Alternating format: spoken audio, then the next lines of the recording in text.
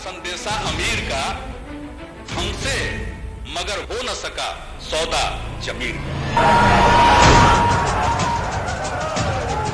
प्रस्ताव के पक्ष में बहुमत है।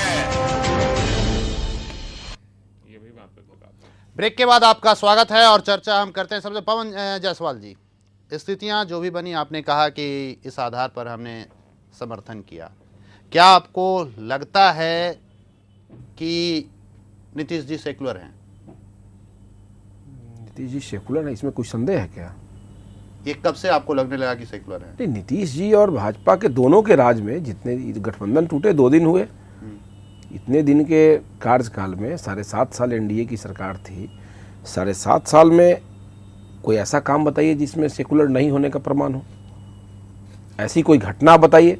भाजपा जदयू दोनों की सरकार यहाँ थी, अरुण शंकर भाई बैठे हैं, भाजपा से बिलोंग करते हैं। क्या सेकुलर थे अरुण जी? वो सेकुलर हैं नीतीश? देखिए, हम सेकुलर हैं तो वो भी सेकुलर हैं।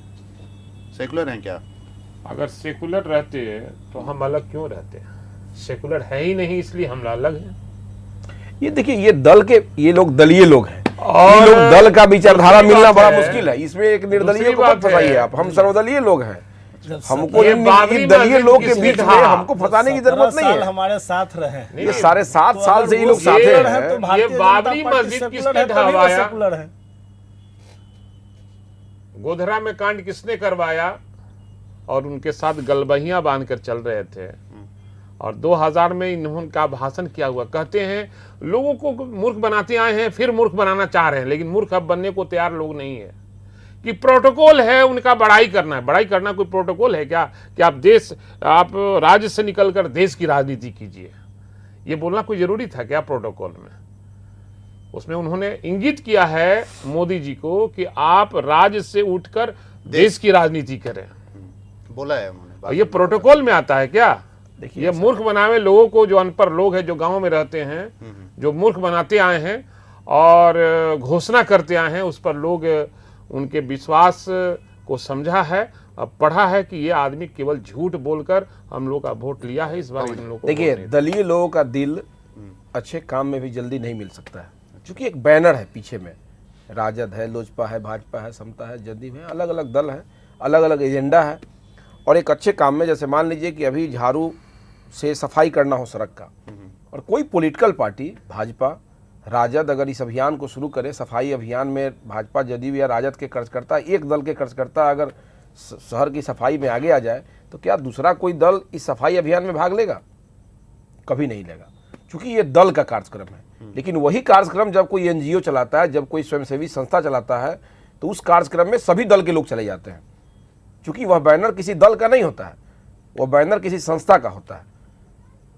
तो अलग अलग दल का अलग अलग एजेंडा है। सांप्रदायिक कौन है, सेकुलर कौन है, इसके लिए तो जनता मानती है, हमारे कहने से जनता को तय करना है। जनता मानती ये सर्टिफिकेट न तो हमारा हमको देना है, हमारे कहने से नहीं होता। भाई वीरेंद्र जी देंगे, ना भाई शंकर जी देंगे, ये जनता को देना है। जनता और जो व्यक्ति 10 साल तक, और अगर लालू जी 15 साल इस बिहार में राज किए, लालू जी राबड़ी जी की सरकार अगर 15 साल थी, तो सेकुलर के नाम पर रही होगी। उस समय जो लोग भी वोट दिए होंगे, अच्छा समझ के रखे होंगे 15 साल। नीतीश जी और भाजपा की गवर्नमेंट अगर 7.5 साल पूरा किए हैं, तो सेकुलर के हिसाब से की। आज भाजपा अलग हो गए तो क्या नीतीश जी दंगाई हो गए? कोई मतलब नहीं है। नीतीश जी का काम अगर 2.5 साल में अच्छा नहीं होगा, तो नीतीश जी के ऊपर दोषारोपण बिहार के लोग कर देंगे कि भाजपा आपके साथ थी तो आपका अच्छा काम था, आपने 2.5 साल में अकेले राज को चलाया तो आपने ठीक नहीं चलाया। लेकिन नीतीश जी अगर 2.5 साल के कार्यकाल में, जो अवशेष अवधि है, बहुत अच्छा काम करते हैं, तो यह जस्ट अकेला नीतीश जी के खाते में चला जाएगा, ये जस्ट भाजपा के खाते में नहीं जाएगा। यह नीतीश जी के लिए चुनौती है स्वतंत्र रूप से काम करने में। ठीक है, निर्दलीय का सहयोग है, कांग्रेस ने सहयोग किया, आप टीका टिप्पणी जो करें, लेकिन अगर नीतीश जी 2.5 साल की अवधि में पुराने 7.5 वर्षों से अच्छा काम, चूंकि अब स्वतंत्र निर्णय लेना है, अब गठबंधन का निर्णय नहीं होगा, बहुत अच्छा काम करते हैं, तो बिहार के लोग अच्छा प्रमोशन देंगे। काम अच्छा नहीं होता है अगर विधायकों को बौना बना दिए, इसमें तो भाजपा भी सहयोगी है, इसमें हम आप क्या कर सकते हैं? ये सवाल जो है अफसरशाही हावी रहा, राज्य में भ्रष्टाचार चरम सीमा तो क्या करेंगे? ऐसा है पहले बलात्कार का नाम सुना पत्रकार करते जी, थे, अब भाई वीरेंद्र जी तो बलात्कार। बहुत बड़े हैं, सीनियर भी हैं, बहुत दिन से सदन में हैं और बड़े भाई हैं, इनसे हम लोग सीखते भी हैं। अफसरशाही बढ़ गया, एनडीए 1 की सरकार में पूर्ण रूप से भाजपा जदयू के लोग थे और उस समय राजद के लोग विपक्ष में थे। मैं उस सदन का मेंबर नहीं था। उस समय अफसरशाही की क्या स्थिति थी? लोग कहता है कि कम अफसरशाही था, एनडीए 2 की सरकार में अफसरशाही बढ़ गया, जैसा कि लोगों के द्वारा कहा जाता है। इसको कौन रोकेगा? इसको रोकने की जवाबदेही किस पर है? भ्रष्टाचार को रोकने की जवाबदेही केवल मुख्यमंत्री पर है, चाहे वो आरजेडी के मुख्यमंत्री हो या भाजपा के हो या जदयू के हो, कि सभी जनप्रतिनिधियों का है। नीचे के मुखिया से लेके ऊपर के एमपी तक सभी की जवाबदेही है कि आप अगर जनप्रतिनिधि हैं, आपकी नज़र में अगर कोई गड़बड़ी है, कोई पदाधिकारी गड़बड़ करता है, कोई जनप्रतिनिधि गड़बड़ करता है, तो उसके खिलाफ आप अभियान को शुरू करें। अगर आप जिस पर विश्वास करते हैं कि ये अंतिम पंक्ति का लोग हैं, जैसे इस सूबे में मुख्यमंत्री अंतिम पंक्ति के लोग हैं, उसके नीचे डिप्टी सीएम मोदी जी थे, हम वहां तक बात पहुंचाते हैं, वहां जाके हमारी बात दब जाती है, तो हम दोषारोपण करेंगे। चूंकि अंतिम पौधान तक भी हम गए थे अपनी बात को कहने के लिए, वहां भी मेरी बात नहीं सुनी गई। ऐसा कौन सा व्यक्ति है जो अंतिम पौधान तक अपनी बात को पहुंचाया, मोदी जी और नीतीश जी तक, और उनकी बात नहीं सुनी गई? हमारे साथ तो ऐसा कोई समस्या आया नहीं। मैं तो कभी भी किसी पदाधिकारी के खिलाफ शिकायत लेके मैं मोदी जी या नीतीश जी के पास कभी नहीं गया, तो मैं कैसे दोषारोपण कर दूं कि अफसरशाही को उन्होंने बढ़ावा दे दिया? और जिन अफसरों का मन बढ़ा हुआ है, अगर हम जनप्रतिनिधि हैं, एमएलए हैं, तो जहां तक होता है एक संवैधानिक ढंग से, तो अफसरशाही को रोकने का प्रयास आदमी करता है। और हम समझते हैं कि अफसरों के पास संघ है, नेताओं के पास कोई संघ नहीं है, चूंकि नेता दल के हिसाब से बटे हुए हैं। बिहार प्रशासनिक सेवा, तो क्या बोलते हैं उसको, संघ लोक सेवा आयोग, क्या क्या बहुत सारे संघ, ये कर्मचारी यूनियन, तो ये ग्राम सेवक यूनियन, कौन कौन यूनियन है। नेताओं का कोई यूनियन नहीं है। तो स्वाभाविक है, पदाधिकारी तो संघ चला रहा है, आप संघ चलाते नहीं है, आप नेता जरूर है, एमएलए है, लेकिन आप दल में बटे हुए हैं। तो हम समझते हैं कि अगर अफसरशाही बढ़ा हुआ है तो इसको रोकने की जवाबदेही भी हम नेताओं के ऊपर है। चलिए, जवाबदेही आपके ऊपर है और आप ज्यादा ही अब आपके ऊपर जवाबदेही आने वाली है पवन जायसवाल जी। अभिरंजन जी, ये जो स्थितियां हैं, सीपीआई और कांग्रेस से लोगों को उम्मीदें थी, अपने मंच पर ही यहीं पर आकर या अन्य चैनलों पर, हर मीडिया हाउस में जाकर ये लोग लगातार कहते रहे थे कि हम नीतीश जी के खिलाफ लड़ेंगे, उनकी जन विरोधी नीतियां हैं, लेकिन उसके बावजूद भी आज उनके खेमे में वो चले गए हैं। ये हालात बिहार की राजनीति को किस ओर ले जा रहा है, और क्या आपको लगता है जो आगे आने वाले जो 2.5 साल हैं नीतीश जी के लिए और ज़्यादा चुनौतीपूर्ण नहीं है? बिहार की राजनीति उसी तरफ जा रही है जिस तरफ पूरे देश की राजनीति जा रही है। पूरे देश में मौका परस्ती और अवसरवादिता की राजनीति चल रही है और बिहार भी उससे अछूता नहीं है। ये बात ज़रूर है कि अगर आज देश के मौका परस्त राजनेताओं में अगर आप रेस लगवाएंगे कि कौन नंबर 1 होगा, तो शायद नीतीश कुमार जी उस रेस के चैंपियन बन जाएंगे। क्योंकि मैं अपनी अधूरी बात को कंप्लीट करूं कि बचा खुचा जो उनका धर्म ईमान था, बीजेपी के साथ इतने साल तक रहे, आरएसएस के साथ इतने साल तक रहे, नरेंद्र मोदी की तारीफ करते रहे, तो जितना धर्म उनका भ्रष्ट होना था उसमें हो गया। अब चाहे वो जो भी सफाई दें, ऐसा नहीं होता कि आप जो है 25 साल जीवन के अंडरवर्ल्ड में काम करके जो है सो गुजार दें और उसके बाद एक दिन आप अचानक आ जाएं और कहें कि भैया मैं तो बिल्कुल बेदाग हूं, मेरे ऊपर कोई दाग नहीं है। इस तरह से नहीं होता है। अगर आप 20 साल दाऊद इब्राहिम के साथ दे देंगे तो 21वें साल आप आके नहीं कह सकते कि भैया मैं तो बिल्कुल बेदाग और पवित्र हूं और मैंने जीवन में जो है सारे महत्वपूर्ण और महान कार्य किए हैं। तो ये उसी तरह की बात है। तो उनका धर्म तो देखिए भ्रष्ट हो गया। अब चाहे वो जो भी कहें, बचा खुचा जो धर्म था वो उन्होंने कांग्रेस के साथ जाकर भ्रष्ट कर दिया। जीवन भर के समाजवादी नीतीश कुमार जी बेचारे उस जिस इमरजेंसी के खिलाफ संघर्ष करके वो पैदा हुए हिंदुस्तान और बिहार की राजनीति में, उसी इमरजेंसी को लगाने वाले के साथ आज वो चले गए। इसीलिए मैंने कहा कि जयप्रकाश नारायण की आत्मा तो आज रो रही होगी।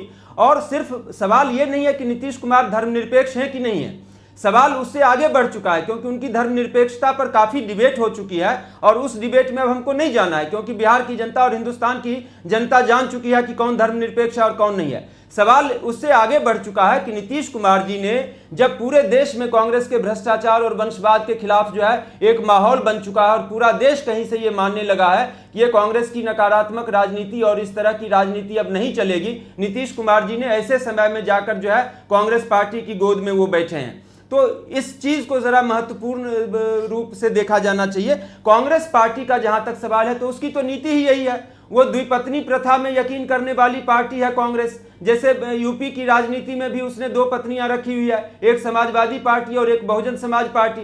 जब उसको बहुजन समाज पार्टी से मन भर जाता है तो समाजवादी पार्टी के पास जाती है कांग्रेस, और जब समाजवादी पार्टी की जरूरत नहीं रहती है तो बहुजन समाज पार्टी के पास जाती है कांग्रेस। उसी तरह से बिहार में भी उसने उसी द्विपत्नी प्रथा को जो है लागू किया है। अब जो है सो वो आरजेडी के भी पास जाएगी और जेडीयू के पास भी जाएगी। जब जेडीयू की जरूरत होगी तो जेडीयू के पास, और जब आरजेडी के पास, तो इन दोनों राजनीतिक दलों को, जो बिहार के दोनों राजनीतिक दल हैं, उनको फैसला करना है कि द्विपत्नी प्रथा को मानने वाले कांग्रेस के साथ वो अपनी जिंदगी बसर करेंगे कि नहीं करेंगे। लालू यादव के लिए सोचने का वक्त है। लालू यादव अभी भी देखिए उनके लिए जो है सो बहुत मुलायम भाषा का इस्तेमाल कर रहे हैं और अभी भी कांग्रेस के लिए मोहब्बत का इजहार करते रहते हैं, जबकि कांग्रेस ने उनको लगातार जो है धोखा दिया है। तो ये लालू यादव के लिए भी सोचने का वक्त है। मुझे लगता है लालू यादव जैसे धुरंधर नेताओं को सोचना चाहिए, वरना ये कांग्रेस उनकी राजनीति को, बची खुची राजनीति को ध्वस्त कर देगी। कम्युनिस्टों के बारे में आपने कहा, तो देखिए कम्युनिस्टों के बारे में कल मैं अपनी राय रख चुका हूं। थोड़ा सा मैं उसको और आगे बढ़ा देता हूं इस रूप में कि अगर मुझसे आप पूछेंगे तो मुझे लगता है कि भारत में कम्युनिस्ट पार्टियों की राजनीति जो है अब अप्रासंगिक हो चुकी है। वह पूरी तौर पर प्रासंगिकता खो चुकी है। उसका कोई स्टैंड नहीं रह गया। विचारधारा का एक जो है नाटक जरूर है उसके पास, लेकिन उस विचारधारा पे वो कायम नहीं रहती है। एक दिन कांग्रेस के साथ, एक दिन लालू के साथ, एक दिन जेडीयू के साथ, इस तरह से जो है किसी राजनीतिक दल को हम सीरियस और गंभीर नहीं मान सकते हैं। तो इसीलिए मैंने सुझाव दिया था कि क्यों ऐसा नहीं करती कम्युनिस्ट पार्टियां जो इस तरह का ढुलमुल रवैया अपनाती हैं, या तो किसी दूसरी पार्टी में अपना विलय करवा लें या अपनी राजनीतिक इकाइयों का विघटन करा लें और एनजीओ चलाएं। मुझे लगता है कि कम्युनिस्ट पार्टी के लोग जो हैं एनजीओ अच्छा चला सकते हैं, क्योंकि उनके पास कुछ अच्छे नारे हैं, उनके पास कुछ अच्छे पोस्टर हैं, उनके पास जो है सीधे साधे ईमानदार कार्यकर्ता हैं। ये मैं मानता हूं, ऐसे कार्यकर्ता हैं जो ईमानदार हैं, जो भ्रष्टाचार और घूसखोरी और तमाम तरह की कई तरह की बुराइयों में अभी लिप्त नहीं हुए हैं, सूती कपड़ा पहनते हैं और हवाई चप्पल पहनकर जो है निकलते हैं। तो वो कम्युनिस्ट पार्टियों के लोग जो है एनजीओ अच्छा चला सकते हैं, लेकिन अगर उनका राजनीतिक स्टैंड इसी तरह से ढुलमुल रहेगा तो मुझे कहते हुए अफसोस हो रहा है कि वो राजनीतिक दल चलाने के लायक हिंदुस्तान में नहीं रह गए हैं। जी चलिए, राजनीतिक दल चलाने के लायक नहीं रहे हैं और शायद ये जो स्थितियां बनी है, इस स्थिति को देखते हुए ही राजनीति में कहा जाता है कि ना कोई अस्थायी दोस्त होता है और ना कोई अस्थायी दुश्मन होता है। क्या अरुण जी? देखिए सीपीआई का जहाँ तक सवाल है, नहीं हम बीजेपी की ही बात कर लेना। आप बीजेपी पर जो, मैं तो इसीलिए बोला कि राजनीति में ना कोई अस्थायी दोस्त होता है ना कोई अस्थायी दुश्मन होता है। ये क्या वाकई में सही है ना? देखिए कुछ हद तक तो ज़रूर सही है ये बात, लेकिन भारतीय जनता पार्टी अपने विचार और सिद्धांत की राजनीति करती है, मुद्दों की राजनीति करती है। हम उन कम्युनिस्टों की तरह या उन कांग्रेसियों की तरह, गिरगिट की तरह रंग नहीं बदलते हैं जो कम्युनिस्ट का कल्चर रहा है। और ख़ास करके कांग्रेस पार्टी का तो ये सर्वविदित है, भ्रष्टाचार, घोटाला, और उसको लेकर हमेशा हमारे मुख्यमंत्री जी अपना बयान देते रहे हैं सदन के अंदर। और आज एक क्षण में उन्होंने जिस प्रकार से कांग्रेस से दोस्ती कर ली है, इससे बड़ा सांप्रदायिक और कौन हो सकता है। जो इसी बिहार के अंदर भागलपुर का दंगा उसी कांग्रेस के शासन में हुआ था, जिसकी जांच अभी वे स्वयं करवा रहे हैं, और उसके साथ उन्होंने तुरंत सुविधा के लिए दोस्ती की है। तो आपका ये बात एक हद तक जरूर जायज़ है कि राजनीति सुविधा की शादी है। राजनीति में मित्र कठिन है, स्व से उठा चरित्र कठिन है, किसी जुआरी के अड्डे पर वातावरण पवित्र कठिन है। ये पंक्ति बिहार यूनिवर्सिटी के वाइस चांसलर की थी, मुझको स्मरण है। तो ये आपने जरूर कहा है और आज के समय में ये प्रासंगिक हो गया है। बिल्कुल आज के समय में प्रासंगिक है, लेकिन जो आप बता रहे हैं भ्रष्टाचार और ये सारा मामला, इससे आप अछूते नहीं। आपके यहाँ ये बीमारी है, इससे आप दूर नहीं जा सकते। देखिए जब संपूर्ण वायुमंडल अगर प्रदूषित होगा तो कुछ न कुछ अंशों में जरूर हम लोग भी उसके शिकार हो ही जाएंगे। और तो डॉक्टर लोहिया सरीखे लोगों ने कहा है कि 100 का 100% शुद्ध हो करने की बात अगर कोई करता है तो वो भी बेईमानी है। 100% अगर ईमानदारी की कोई बात करे तो वो भी बेईमानी आप है। कितने परसेंट उसी बेईमान प्रकार से आपकी पार्टी उसी प्रकार से कितने परसेंट भ्रष्टाचार उसी में प्रकार लिप्त से है, मैं ये जैसे जानना चाहता हूं। शुद्ध पानी में भी नमक है। नहीं तो कितने परसेंट आप अपने आप बीजेपी को देखिए देते जो हैं? मात्रा हवा में है उसके कुछ न कुछ प्रतिशत होगा। ये आकलन तो आप 2%, करेंगे हमसे ज्यादा बेहतर। 20% कितने परसेंट ये आप आकलन मानते हैं? हमसे ज्यादा बेहतर आप करेंगे। लेकिन आज मैं तो के दूर बैठा हूं ना, आप देखिए उस पार्टी आज से के जुड़े हुए हैं, आप राजनीतिक ज्यादा परिस्थिति नजदीक से में जानते हैं। भारतीय जनता पार्टी इस देश की सबसे शुद्ध पार्टी है, सबसे पवित्र पार्टी है। ये कहने में मुझे कोई संकोच नहीं है। यानी 100% है। नहीं 100% तो मैंने कहा कि ये प्रकृति में होता नहीं है, लेकिन प्राकृतिक रूप से जितने दोष हो सकते हैं उसके अतिरिक्त भारतीय जनता पार्टी शुद्ध है राजनीतिक परिवेश में। चलिए, भारतीय जनता पार्टी शुद्ध है। भाई वीरेंद्र जी, ये स्थितियां जो है, हालांकि इन्होंने ठीक ही कहा कि 100% कोई शुद्ध नहीं होता, और पता नहीं आप इत्तेफाक रखें या ना रखें। अभी जो स्थितियां बनी हैं, ये 2.5 साल का जो वक्त आएगा, इस हालात में आपको लगता नहीं है कि झारखंड वाली स्थिति यहाँ पे होने वाली है? बड़े पैमाने पर हॉर्स ट्रेडिंग का भी मामला आएगा, लोग टूटेंगे, जुटेंगे, इधर से उधर होने की भी आशंकाएं जताई जा रही हैं। ऐसी संभावनाएं दिखाई दे रही है कि 6 माह के अंदर में इस तरह की बातें होने वाली है। क्योंकि एनडीए में बीजेपी में भी टूट होने वाली है और जदयू में भी टूट होने वाली है। आरजेडी नहीं टूटने वाली। आरजेडी एकदम टूटने को नहीं है, इसलिए कि बड़ी मजबूती से और बड़ी ईमानदारी से लोग चुनाव जीत कर आए हैं। और उस कहना क्या चाहते हैं, बीजेपी वाले बेईमानी से जीत के आए हैं? ये लोग तो छेड़छाड़ करके आए हैं। ईवीएम में छेड़छाड़ हुआ, उसी में चुनाव जीत कर ही लोग। ऐसा संभव है क्या? जो सत्ता में बैठता है ऐसा करता है क्या? नहीं, सत्ता में बैठता है वो करता नहीं है, लेकिन लोगों ने ऐसा किया है। हम तो आरोप पहले ही लगाए थे। अच्छा। लोग आरोप लगाते हैं। जब मैं चुनाव लड़ा था इनका उसी समय मैंने आरोप लगाया था कि ईवीएम में छेड़छाड़ हुआ है, तो हमारे नेता भी हमको डांट दिए, क्या ये सब चीज नहीं होता है। जब पता चला उनको, तब वो कहे कि नहीं, ठीक कह रहा था वो, क्योंकि हमको विश्वस्त सूत्रों से पता चला। और हमारे एक मित्र हैं, उनका नाम भी नहीं लेंगे और डिपार्टमेंट भी नहीं कहेंगे। नहीं, अच्छा भी उन्होंने ही हमको सूत्र के नाम नहीं लिए जाते हैं। तो उन्होंने ही हमको कहा था, इलेक्शन हो गया था, कि भाई वीरेंद्र जी आप थोड़ा सा इस सब पर क्लास कर लीजिए, नहीं तो आप चुनाव हार जाइएगा। नहीं, टूट आरजेडी में क्यों नहीं हो सकती? सबसे ज्यादा निगाहें आप ही की पार्टी पे है। हमारा पार्टी एकजुट है और लालू जी के नेतृत्व में विश्वास करती है, इसलिए कोई भी हमारा दल का एक भी साथी किसी से बात भी नहीं इस मुद्दे पर कर सकता है। इस बीच में संपर्क नहीं साधा गया था? नहीं, संपर्क साधने से काम नहीं चलेगा ना। हम लोग के यहाँ कोई टूट नहीं हो सकता है। हम लोग एकजुट हैं और वचनबद्ध हैं लालू जी के नेतृत्व में काम करने के लिए। अच्छा, आपके यहाँ जो खबर आ रही है 6 लोग प्रेम कुमार जी वगैरह भी नाराज चल रहे हैं, क्या ये मामला क्या है? नहीं, प्रेम कुमार जी का तो ऐसा हमने कुछ नहीं देखा है सदन में रुख जिससे वो नाराज हों, और नाराज होने का कोई प्रश्न नहीं है। उन्होंने इस एनडीए के सरकार में बिहार में वो मंत्री रहे हैं लगातार। वो क्यों नाराज होंगे पार्टी से? जरा पार्टी के वरिष्ठ लोग हैं। जरा सा रोकेंगे। हमारे साथ पीसीआर में बैठे हुए हैं हमारे मित्र। जरा मैं आपसे जरा रिक्वेस्ट करूंगा कि जरा एक बार रन देखें। उसमें प्रेम कुमार जी का एक बाइट आया होगा। उन्होंने जिस तरह से मीडिया के सामने कहा है, मुझे लगता है कि वो काफी नाराज हैं। जरा उस पर आप देखें। हाँ, ये जरा चला ही दें, आप जरा देख लेते हैं अरुण जी। हमारी लड़ाई है जाकर के पार्टी ने प्रक्रिया जो बनाई है प्रतिपक्ष के नेता का चयन में यार के, तो गलत तरीके से हुआ यार, उसमें राय नहीं लिया गया। हम राय नहीं लिया गया। लोकतंत्र ना है, डेमोक्रेसी ना है। ऐसे ही ऊपर से थोप दीजिएगा किसी को बिना राय के। हम विधायक हम तय न करें कौन हमारा नेता होगा। क्या आप खुद बनना चाहते हैं? नो, हमारा कोई अपना प्रस्ताव नहीं था। हम चाहते थे सबसे राय ले ली जाती, सबका विचार आ जाता। आज की परिस्थिति हालात को देखते हुए निर्णय लेते। इसके लिए तो इसको तो आपको केंद्रीय नेतृत्व ने किया है, तो आपको केंद्रीय नेतृत्व से विरोध है? बिल्कुल, हमारा विरोध उनसे भी नहीं। हम तो मांग करेंगे, हमारे जो नेता केंद्र में, हम तो मांग कर रहे हैं इस निर्णय पर पुनः विचार करें। अरुण जी क्या कहेंगे? देखिए, ये उनकी अपनी राय है।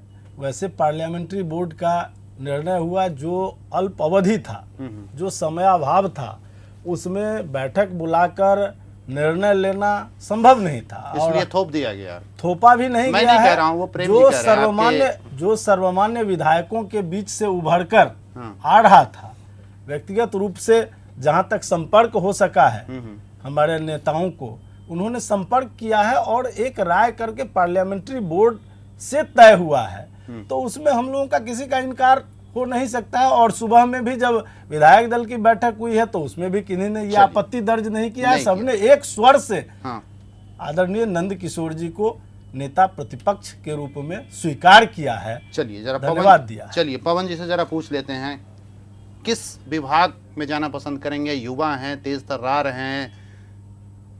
मतलब राजनीति के अलावा व्यवसाय के क्षेत्र में बोल रहे हैं क्या? नहीं, मेरा ये मंत्रिमंडल जो विस्तार होने वाला है उसकी बात मैं कर रहा हूँ। मंत्रिमंडल विस्तार, ऐसे व्यवसाय भी आप करते हैं? नहीं, मतलब जैसे आप बोले कि आप किस विभाग में जाना चाहते हैं, तो हमको लगा कि राजनीति से मेरा व्यवसाय के क्षेत्र में आप ट्रांसफर करना चाह रहे हैं। ऐसा ट्रांसफर तो नीतीश जी करेंगे। विभाग बदलने की बात बोले तो होगा, राजनीति हमको बहुत दिन किए हुए नहीं हुआ, इसलिए हमको लगा कहीं आप दूसरे विभाग मतलब व्यवसाय में ये तो नीतीश जी देंगे ना आपको, कौन सा विभाग देना क्या है, विभाग में जाना चाहते हैं, समझे नहीं बात है? आपकी बात हम समझ नहीं पाए। कौन सा विभाग लेना चाहेंगे? आप युवा हैं, तेज तर्रार हैं। अब हम तेज है कि नहीं तो हमको मालूम नहीं है, लेकिन 2.5 साल का हमको कार्यकाल हुआ विधानसभा का। मैंने प्रयास किया, चूँकि जिला परिषद से होते हुए हम एमएलए तक के सफ़र को तय किए हैं और सदन में अपनी बात को ढंग से रखने का प्रयास करते हैं, ताकि टूटी फूटी भाषा में हम अपनी बात को माननीय अध्यक्ष जी को, मंत्री जी लोगों को अपनी बात को रख सके। अब विभाग का मतलब हम समझ नहीं रहे हैं आपकी बात। नहीं, मंत्रिमंडल जो बनता है, हेल्थ, तो मंत्रिमंडल ये स्टूडियो में, मतलब ये आर्यन टीवी के स्टूडियो में बनता है कि मंत्रिमंडल माननीय मुख्यमंत्री जी बनाते हैं? बनाएंगे तो वही, मतलब अंदर से एक इच्छा तो होगी ना। मेरी इच्छा क्यों होगी? अगर मंत्रिमंडल बनाने का एकाधिकार जो है माननीय मुख्यमंत्री जी का अगर है, तो उनको निर्णय लेना है कि उनके मंत्रिमंडल में कौन बनेंगे। मान लीजिए कि भाई वीरेंद्र जी हैं, लालू जी की सरकार थी, तो लालू जी किसको बनाएंगे मंत्री, तो लालू जी निर्णय लेते थे। ये तो कभी ये स्टूडियो से इस बात का फैसला हुआ नहीं, भाजपा का हुआ, तो ये मोदी जी निर्णय लिए कि हमारे कोटे के कौन कौन मंत्री होंगे। अब आज चूंकि निर्दलीय ने मदद कर दिया सरकार को बचाने में, तो इससे आप मंत्री को जोड़ रहे हैं, मंत्री पद से निर्दलीय को जोड़ना शुरू कर दिए। नहीं, जोड़ना नहीं, वो तो तय है ना कि मतलब मिलना तो है ना। बाकी अगर आप जानते हैं कि तय है तो विभाग आप बता दीजिए ना कि आज से खुशी मनाना शुरू कर दे। चले गए हैं तो 11 तो उनको चाहिए ना। तो कांग्रेस भी तो 4 मदद कर दिया, तो कांग्रेस के लोग मंत्री बने क्यों नहीं? बाहर से हैं। बाहर से, अंदर से क्या होता है? वोट तो दिए ना। ये देखिए, जिसका काम बेहतर है आप इसको दल के हिसाब से नहीं लीजिए कि कौन पार्टी का क्या सोच है। लोगों ने 243 एमएलए को बिहार विधानसभा में 5 साल के लिए चुना था जी, और इस 5 साल के पहले मध्यावधि चुनाव अगर बिहार में हो जाए, कोई एमएलए नहीं चाहते हैं कि हम जाएं, और बिहार की आम जनता का भी सोच है कि मध्यावधि चुनाव नहीं हो, और कोई जरूरी नहीं है कि जहां मध्यावधि चुनाव होता है दोबारा फिर पूर्ण बहुमत में कोई सरकार बन जाएगी। चलिए, तो आप ये बताइए कि मंत्री बनाना ये तो मुख्यमंत्री जी का मामला है, और इस पर कोई निर्दलीय, 4 निर्दलीय हम लोगों ने, जिन लोगों ने समर्थन किया, 2 लोग तो पहले से थे, सोम प्रकाश भाई, और ये लोग बाद में सहयोग किए। कोई नहीं, कोई शर्त नहीं है किसी का। वक्त एकदम कम है, आपसे संक्षेप में जानना चाहेंगे स्थितियां किस ओर ले जा रही है? नहीं, स्थितियां तो मैंने कहा था कि बिहार में अब झुंझुना पॉलिटिक्स चलेगा, चूंकि सरकार कमज़ोर है। आपने देखा कि सारा एड़ी चोटी का जोर लगा लेने के बाद, सारा धर्म ईमान बेच देने के बाद 126 विधायकों का ही इंतजाम हो पाया। तो अब झुंझुना पॉलिटिक्स चलेगा और जोड़ तोड़ की राजनीति चलेगी, खरीद फरोख्त की भी राजनीति चलेगी। आप देखेंगे कि बहुत सारे असहज और सहज किस्म के तरह तरह के गठबंधन बनाने की कोशिशें होंगी। एक कमेंट मैं बीजेपी के बारे में भी करना चाहता हूँ। नीतीश कुमार के एक बयान से देखिए मैं सहमत हूँ, और नीतीश कुमार से पहले से भी मैं ये चीज़ कहता रहा हूँ कि बीजेपी के भाइयों को अगर लगता है कि किसी के नाम पर कोई हवा हुआ चलेगी, आंधी तूफान आएगा, तो ऐसा मुझे भी नहीं लगता। और अगर कोई हवा सचमुच चलने वाली होगी भी, तो बीजेपी के अंतर कलह की वजह से वो चलती हुई हवा भी थम जाएगी। अभी आप देखिए कि अभी केंद्र के स्तर पर हम उनका अंतर्कलह देख रहे थे, और अब तो राज्य के स्तर पर अभी आपने प्रेम कुमार का बयान सुनवाया। एक छोटे छोटे पद के लिए अगर इस तरह से सिर्फ उटव्वल होगा, और आज जिस तरह से 4-5 लोग इनके विधानसभा में पहुंचे नहीं थे, और ऐसा बताया जाता है कि चूंकि इनके 4-5 विधायक नहीं पहुंचे थे, इसीलिए नंदकिशोर यादव को यह पैतरा अपनाना पड़ा कि भैया मैं बायकॉट कर रहा हूं, क्योंकि वो एक एम्बैरेसमेंट होता कि जेडीयू के सारे लोग रहते, आरजेडी के सारे लोग रहते और बीजेपी के सारे लोग नहीं रहते। तो बीजेपी को अपने अंतर कलह पर अगर काबू नहीं पा सकी ये पार्टी, तो सारी हवाएं जो चल भी रही होंगी वो सारी हवाएं भी थम जाएगी, और हवा उल्टी दिशा में बह निकलेगी, और उस हवा में बीजेपी ही बह निकलेगी। और नतीजा ये होगा कि कांग्रेस तमाम भ्रष्टाचार, तमाम महंगाई और तमाम अपनी कमजोरियों के बावजूद दोबारा से कहीं केंद्र में तिवारा से, बल्कि मैं कहूं तिवारा से कहीं सत्ता में ना आ जाए। चलिए, सत्ता में कौन आएगा नहीं आएगा इसका फैसला जनता करती है और पब्लिक है, सब जानती है। तो ये विश्वास मत के नाम पर फिलहाल नीतीश कुमार जी ने विश्वास मत प्राप्त कर लिया है। अब सबकी निगाहें मंत्रिमंडल विस्तार पर टिकी हुई है और हमारी भी निगाहें टिकी हुई है कि किसके खेमे में कौन सा मंत्रिमंडल, कौन सा पोस्ट, कौन सा विभाग जाता है, इस पर भी हम नजर बनाए रखेंगे। फिलहाल आप लोगों ने अपना कीमती वक्त दिया, इसके लिए बहुत बहुत शुक्रिया। अभिनंदन जी, आपका भी बहुत बहुत शुक्रिया। और कार्यक्रम का वक्त होता है खत्म, हमें दीजिए इजाजत, नमस्कार। नीतीश कुमार जी ने विश्वास मत क्यों लाया है?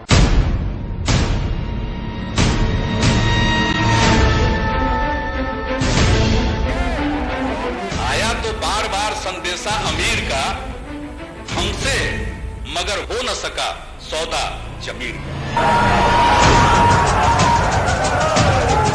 प्रस्ताव के पक्ष में बहुमत है।